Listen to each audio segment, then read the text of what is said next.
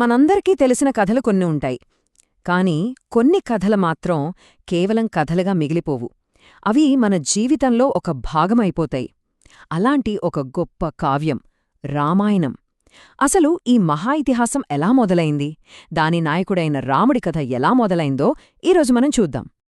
అసలొక మనిషి ఒక లెజెండ్గా ఎలా మారతాడు, ఏంటా లక్షణాలు? ఇది కేవలం రాముడి కథ మాత్రమే కాదు, ఒక ఆదర్శవంతమైన హీరో ఎలా ఉండాలి అనేదానికి ఒక అన్వేషణ లాంటిది.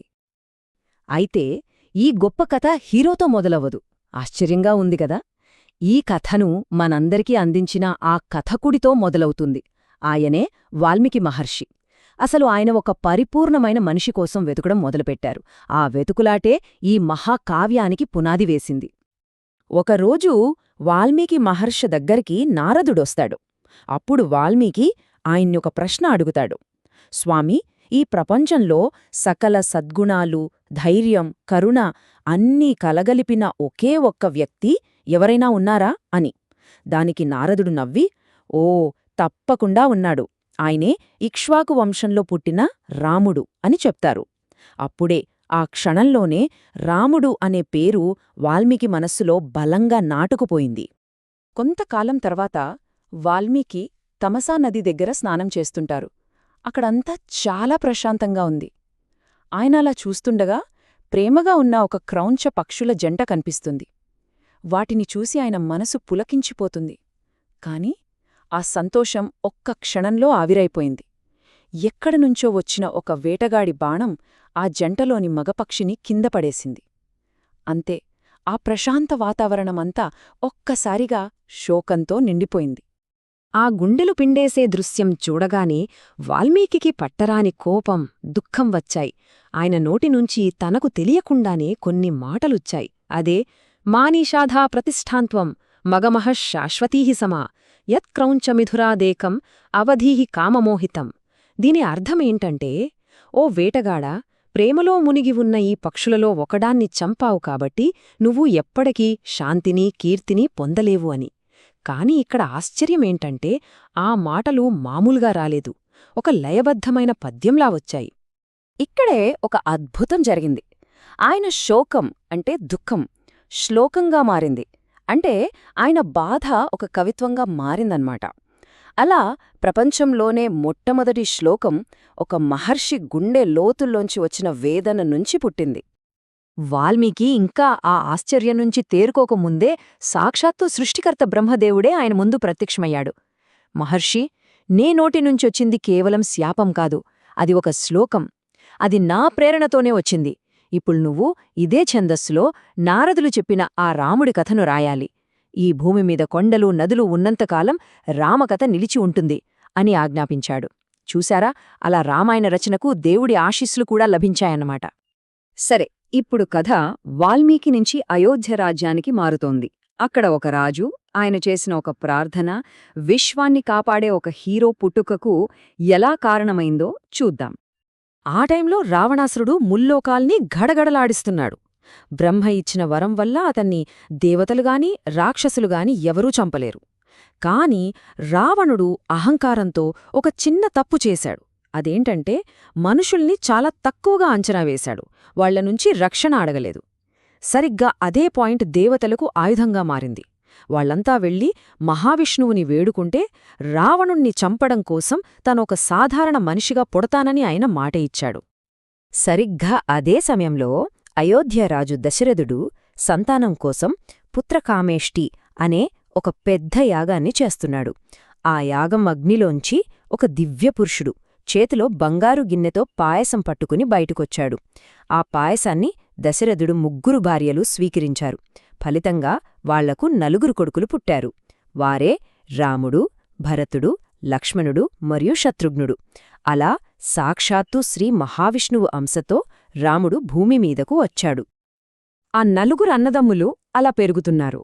అంత ప్రశాంతంగా ఉంది అనుకుంటున్న టైంలో ఒకరోజు ఒక గొప్ప మహర్షి ఒక అత్యవసరమైన కోరికతో దశరథుడి సభకు వచ్చాడు. ఇక్కడే రాముడి అసలు ప్రయాణం మొదలవుతుంది. ఆయన వీరత్వానికి ఇది ఒక మొదటి మెట్టు. వచ్చింది ఎవరో కాదు, సాక్షాత్తూ విశ్వామిత్ర మహర్షి. ఆయన వచ్చి, రాజా, నా యజ్ఞాన్ని రాక్షసులు పాడుచేస్తున్నారు, దాన్ని కాపాడటానికి నీ కొడుకు రాముడిని నాతో పంపు అని అడిగాడు. అంతే, ఆ మాటలు దశరథుడికి గుండెల్లో బాకుల్లా దిగాయి.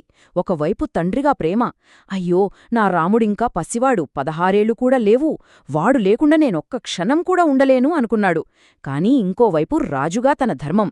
విశ్వామిత్రుడేమో, రాముడి బలం నాకు తెలుసు, నువ్వు ఇచ్చిన మాట నిలబెట్టుకో అని నిలబడ్డాడు.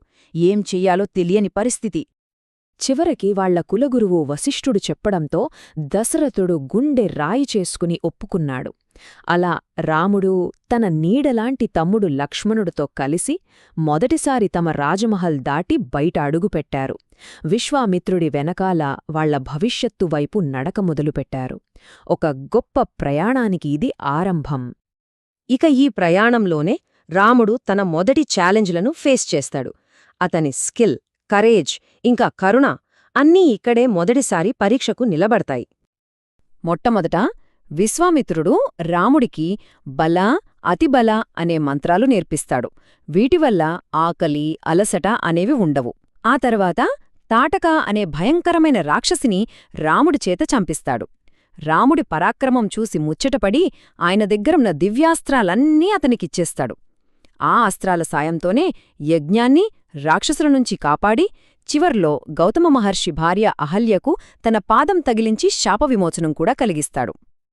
ఇక యజ్ఞం చివరి రోజు మారీచుడు, సుబాహుడు అనే రాక్షసులు ఆకాశం నుంచి అటాక్ చేస్తారు. యజ్ఞం మీద రక్తమాంసాలు కురిపిస్తారు. అప్పుడు రాముడు తన అసలు పవర్ చూపిస్తాడు.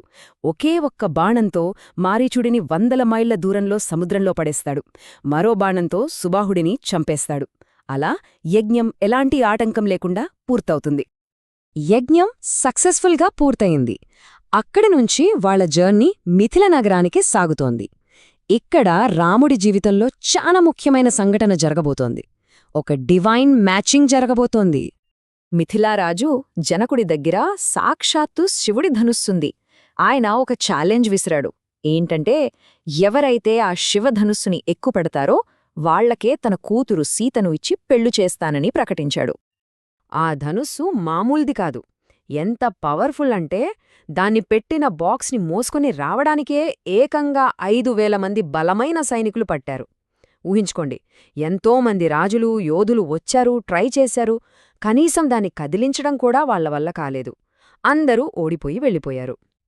కానీ అప్పుడు విశ్వామిత్రుడు రాముడికి సైగ చేస్తాడు. రాముడు వెళ్ళి ఎంతో తేలిగ్గా, ఒక పువ్వుని లేపినంత సులభంగా ఆ ధనుస్సుని పైకి ఎత్తాడు. నారిని ఎక్కుపెట్టి లాగగానే ఠాప్! ఉరుము పడినట్టు భయంకరమైన శబ్దంతో ఆ ధనుస్సు 2 ముక్కలైపోయింది. సభలో ఉన్నవాళ్లందరికీ మాటలు రాలేదు. షాక్! రాముడి దైవత్వమేంటో ప్రపంచానికి మరోసారి తెలిసొచ్చింది. ఇక ఇచ్చిన మాట ప్రకారం జనక మహారాజు తన కూతురు సీతను రాముడికిచ్చి చాలా గ్రాండ్గా పెళ్లిచేశాడు. ఆ దైవిక జంట కలయికతో ఈ ఇతిహాసంలో ఒక కొత్త బ్యూటిఫుల్ చాప్టర్ స్టార్ట్ అయింది. అయితే కథ ఇక్కడితో అయిపోలేదు. వాళ్ల సంతోషం ఎక్కువసేపు నిల్వలేదు. పెళ్లి చేసుకుని అంతా సంతోషంగా అయోధ్యకు తిరిగి వెళ్తున్నప్పుడు దారిలో వాళ్లకి ఒక ఊహించని చాలా పెద్ద అడ్డంకి ఎదురైంది. వాళ్లకి దారిలో అడ్డంగా నిలబడిందెవరో తెలుసా? పరశురాముడు. 21 సార్లు ఈ భూమ్మీదున్న రాజులందర్నీ నాశనం చేసిన మహాయోధుడాయన.